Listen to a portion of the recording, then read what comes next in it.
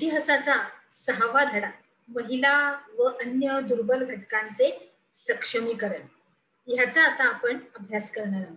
चला तर आता आपण बघणार आहोत की स्वातंत्र्य लढ्यामध्ये स्त्रियांनी मोठ्या प्रमाणात भाग घेतला होता. आपण बघितलं आपल्या शिवाजी महाराजांच्या आई जिजामाता, त्याच्यानंतर मग त्यांची शिवरायांची सून ताराबाई, ह्यांना म्हणजे सगळ्यांना आपण बघत आलो.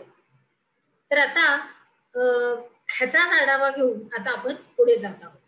तर स्वातंत्र्योत्तर काळातही स्त्रियांचं योगदान हे सगळ्या क्षेत्रामध्ये महत्वपूर्ण आहे आणि त्याचा अभ्यास आपण या पाठामध्ये करणार आहोत.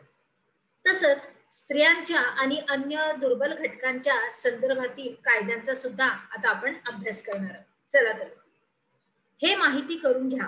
तर ह्याच्यामध्ये आपल्याला एक आहे की दर हजारी पुरुषामागे स्त्रियांचे प्रमाण हे का घटत आहे, या कारणांचा शोध घ्या.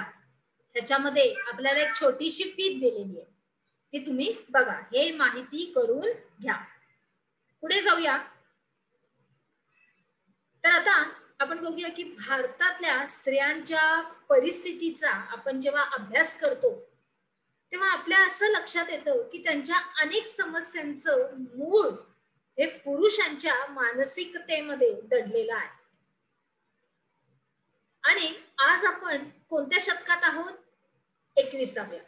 तर मग 21व्या शतकात आलो तरी सुद्धा या पुरुषी मानसिकेतून आपली सुटका अजूनही झालेली नाही.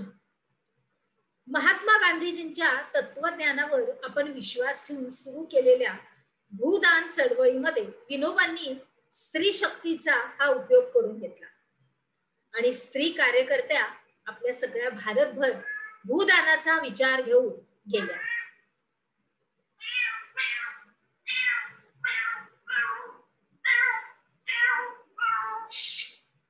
निजामशाही व सरंजामी व्यवस्थेला आव्हान देणाऱ्या तेलंगणातील शेतकऱ्यांच्या मुक्ती लढ्यामध्ये स्त्रियांचा सहभाग हा अगदी लक्षणीय होता आणि हा भाग वेठ बिगर मुक्त झाल्याने स्त्रियांची या संकटातून मुक्तता झाली.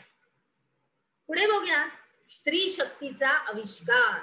याच्यामध्ये जीवनावश्यक वस्तूंची टंचाई आणि महागाई यांचा सर्वाधिक सामना करणाऱ्या स्त्रियांनी 1972 मध्ये महाराष्ट्रामध्ये आपली संघटित अशी ताकद दाखवून दिली. आता आपण बघतोय मृणाल गोरे या आपल्या स्त्री शक्तीचा हा आविष्कार आहे. या महिला, त्यांचं नाव आहे मृणाल गोरे.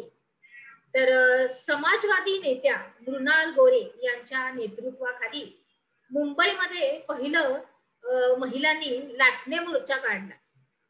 म्हणजे काय, तर ऐन दिवाळीमध्ये तेल, तूप, साखर, रवा, मैदा या वस्तू मिळतच नव्हत्या. मग काय झालं, तर रॉकेल पण महाग झालं होतं. मग त्याच्यामुळं महिलांनी काय केलं, एकत्र आल्या आणि हातात लाटणं घेतलं आणि मोर्चे काढले आणि या आंदोलनाला यश मिळालं आणि महिलांच्या या सामूहिक शक्तीचा आविष्कार हा संपूर्ण जगाला, आपल्या जगाला नाही, आपल्या जनतेला कळाला. कुणाला कळाला? महिलांच्या सामूहिक शक्तीचा आविष्कार जनतेला समजला. पुढे जाऊया. चिपको आंदोलन. ह्याच्यामध्ये स्त्री शक्तीचा विधायक आविष्कार 1973च्या चिपको आंदोलनामध्ये दिसून आला. हिमालयाच्या पायथ्याशी असणाऱ्या जंगलातील झाडे व्यापारी उद्देशासाठी मोठ्या प्रमाणावर तोडली जाणार आणि या विरोधामध्ये चंडीप्रसाद भट्ट आणि सुंदरलाल बहुगुणा यांनी आंदोलन केले. मग स्त्रियांनी काय केलं माहितीये? हातात हात धरून वृक्षाभोवती फेर धरण्याचे तंत्र अवलंबलं आणि मग वृक्षतोड होऊ नये म्हणून जंगलातील झाडांना त्यांनी चक्क मिठी मारली आणि त्यांचा बचाव करणं असं आंदोलनाचं स्वरूप असल्यानं त्याला चिपको आंदोलन असं म्हणतात. काय म्हणतात? चिपको आंदोलन. मग आंदोलनामध्ये स्त्रियांनी हा मोठ्या प्रमाणात भाग घेतला आणि या परिसरातील कृषी अर्थव्यवस्थेत महिलांचा हा व्यापक असा सहभाग होता. कसा? व्यापक असा. पुढे बघूया आपण काय शिकलो या अंतर्गत. तुम्हाला टिपा लिहायच्या आहेत. चिपको आंदोलन आणि स्त्री शक्तीचा आविष्कार. आपल्याला आपण बघतोच आहे की आजकाल स्त्रिया प्रत्येक क्षेत्रामध्ये ह्या झळकल्या जात आहेत. प्रत्येक क्षेत्रामध्ये अगदी पूर्ण जल ह्याच्यामध्ये, वायूमध्ये आणि आपल्या आता ट्रेन सुद्धा, आपली जी लोकल सेवा आहे त्याच्यामध्ये सुद्धा महिला आहेत ते चालवायला.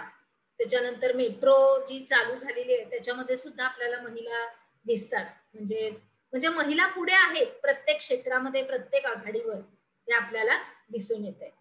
चला तर मग आता आपण आपल्या पुढच्या विभागात प्रवेश करूया.